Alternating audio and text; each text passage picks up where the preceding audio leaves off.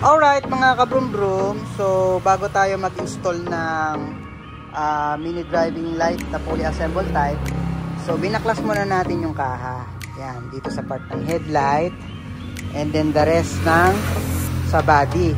So ayan o, yan, diba? So sundan nyo yung ating video tutorial kung paano mag-install ng mini driving light fully assemble type dito sa Sniper 155. Alright mga kabrum-brum, so ito yung ating mini driving light na fully assembled type. So open natin.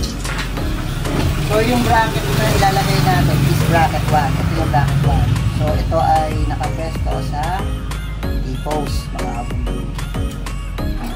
And then ito yung pinaka-wire harness na yan. Napansin mo po una siya mga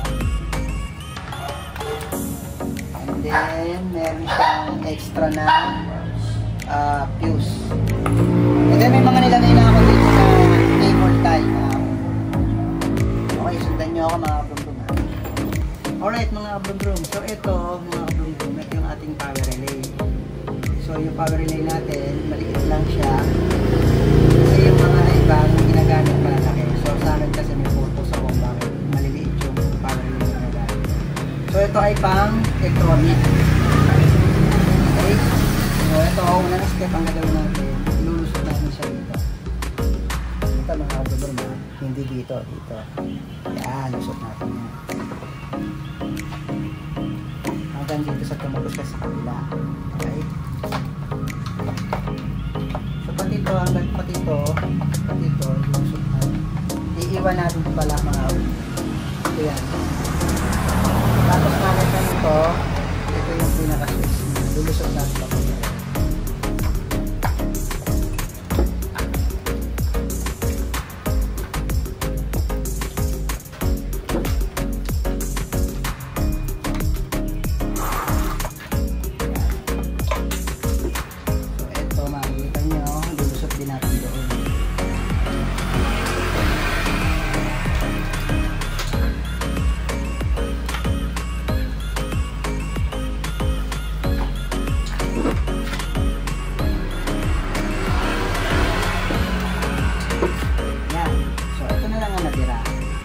So alam nyo bakit dito ko siya pinalusot kasi ito hindi siya makakalusot dito. So yung mga ibang mga parts doon, yun lang ang makakalusot. So ito lang ang iiwan natin. So forma lang natin siya dito. Okay, doon mata sa kabila. So mga kabrum-brum, ito yung power relay. Ang gagawin natin, ilulusot natin siya dito. Yan. Gaganon natin yan dyan. Puporma natin siya dito. So, meron tayong cable tie. Ilalagay natin yung cable tie para nakapit siya. Hindi siya gagalaw-galaw. Yan, dapat ganyan.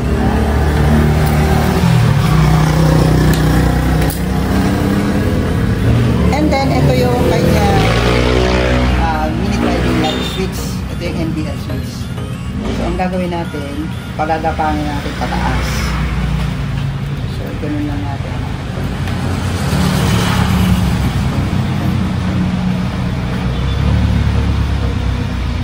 Yan.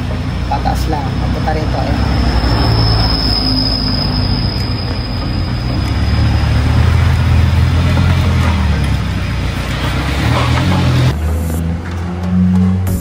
So after natin dito yung ating MDL switch, ito pinagapang natin papunta rito. So ayan, papunta rito. So mamaya gagawin natin to. Ikakabit natin dito. So pinorma lang muna natin dyan. So basta ang gagawin nyo dyan, yung sa mini driving light switch, so ipapuntahin nyo lang siya dyan. Okay? Next, nakita nyo to, itong mahabang wire. Gagawin natin sa mahabang wire. Ayan. Lusot-lusot nyo lang. Ayan, lusot-lusot nyo lang.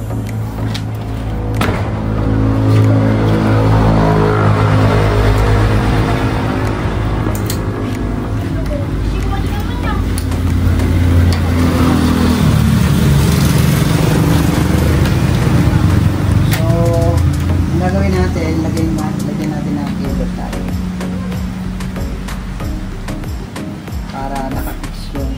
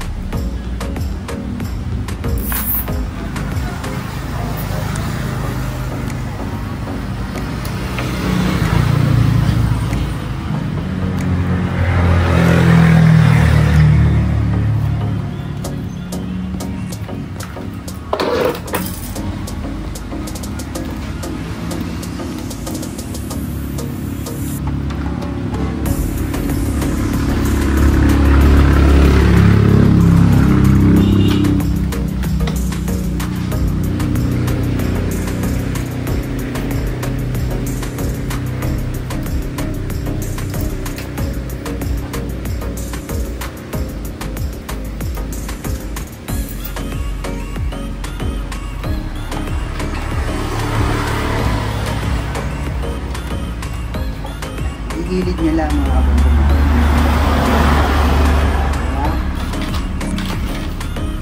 So sa package natin, marami ako nilagay na cable tie dyan para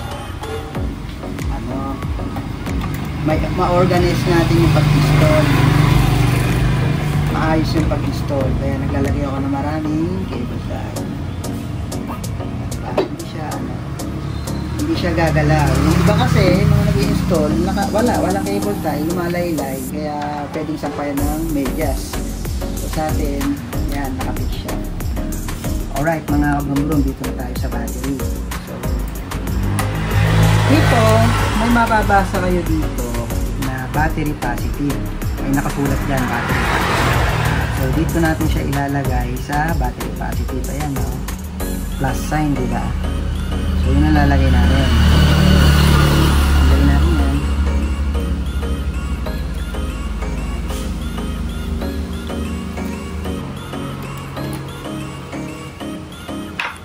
So, ayan. Nakakabit na siya sa battery positive. So, ang next natin, may mababasa kayo dito sa isang wire, yung merong ganyan. Battery negative. So, ilalagay naman natin siya dito.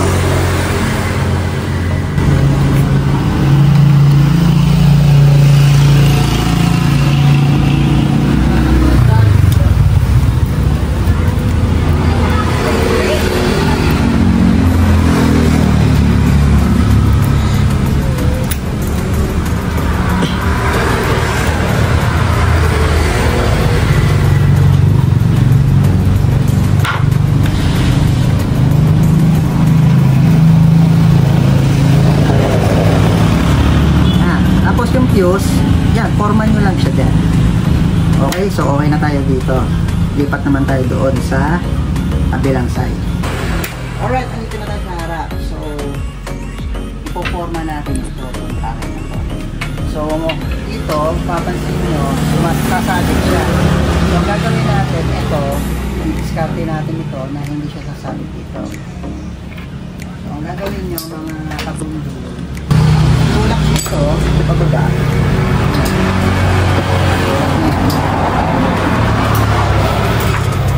And then, tanggalin muna natin itong wire.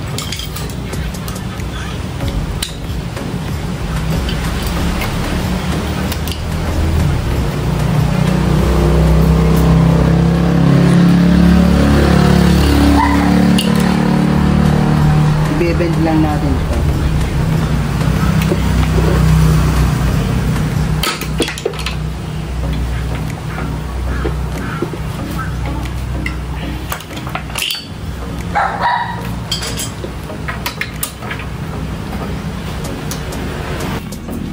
Kuha tayo ng 14mm.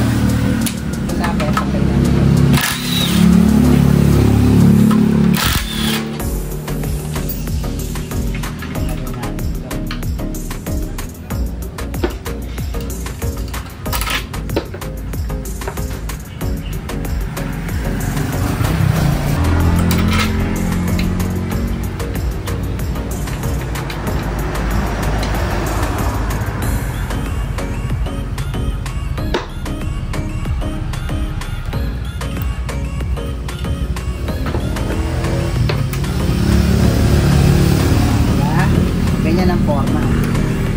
iba ang ginagawa, tinatanggal na yung nila to, kinakabit dito, nilalagay dito sa side na to. Yan, dyan nila nilalagay. Kung stock hole, nilalagay dito. Pero sa akin, ginagawa ko, dito na lang, i-push lang natin.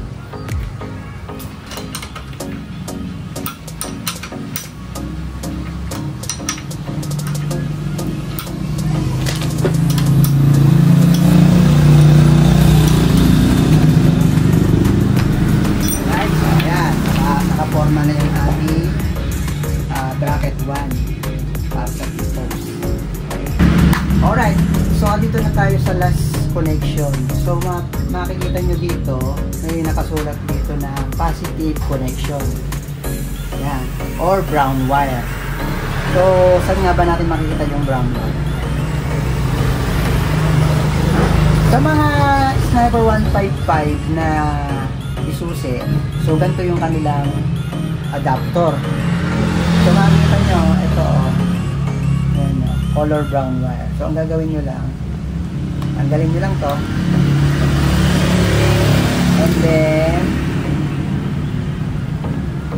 suksok nyo lang ito.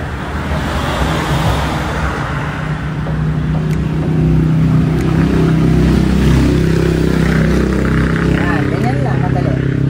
Pero sa mga Sniper 155 na keyless, so yung iba yung socket nila.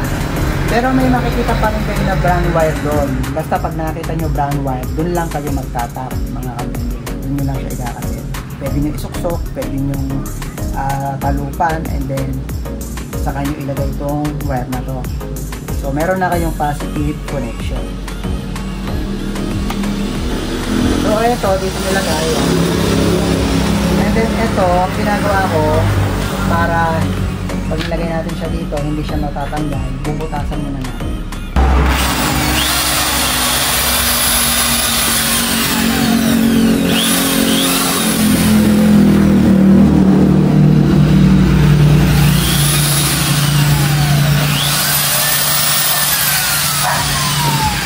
So ayan o, nakita nyo may butas na siya. So kaya ako binutasan yan kasi lalagyan natin siya ng ito, cable tie. So dyan natin ilulusot yung cable tie. Yan.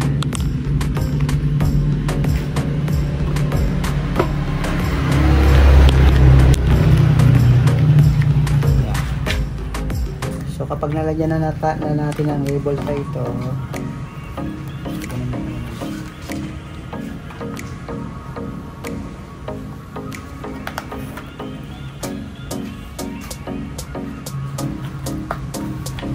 ilagay natin ito.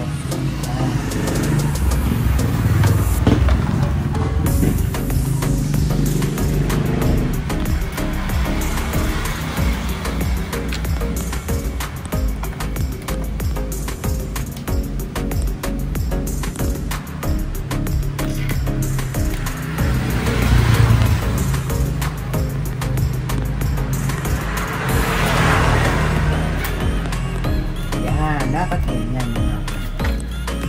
Tapos ito yung pinaka adapter ng sanilay. So ilulusot natin ulit siya dito sa butas na to.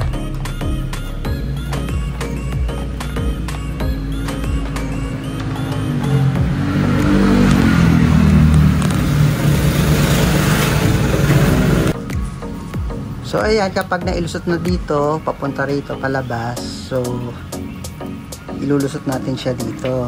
Yan. So, ilalagay lang natin ito. Lusong lang natin ito.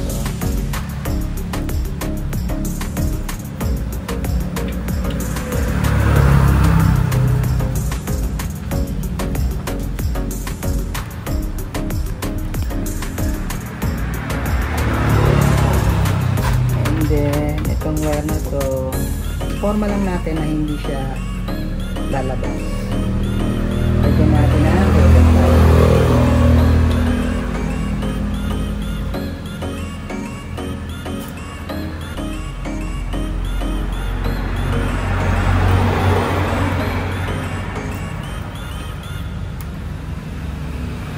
Yan, diba? Wala siyang wire dito dito sa ilalim. So dito medyo mahaba yan. Ang gagawin nyo, ibalik nyo lang. Pabalik nyo lang. Ayan. And then, ito yung wire ng sa busina. Pagsamahin nyo lang siya. And then, lagyan nyo ng cable tie.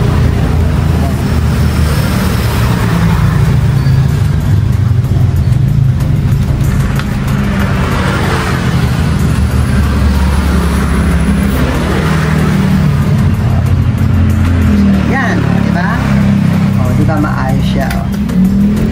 Okay. Right. So, doon naman tayo sa part ng taas. Alright, mga kabrum-brum. So, ito na yung pinaka-last na gagawin natin. Yung kapag ang side mirror nyo stuck pa siya, so madali lang nyo ilalagay ito. Tanggalin nyo lang yung pinaka-side mirror and then saka nyo ilalagay ito. Ganyan. And then, ihigpitan nyo na siya dyan. So, ganun lang pag-install nitong switch ng mini driving light. Pero, kung hindi na stuck yung inyong side mirror, halimbawa, tulad nito, so nakaganto na siya. So, meron na akong ilalagay dito sa package na to. Ito. Yan.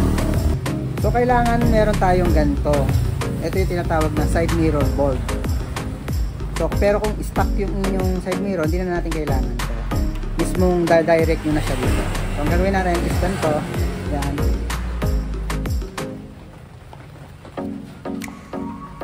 Ayan. Diba? So, kita natin.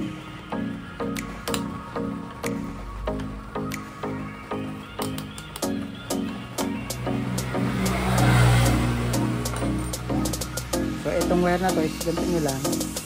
Tago nyo lang. Meron na tayong adapter, mga kabunto. Gawin natin ito.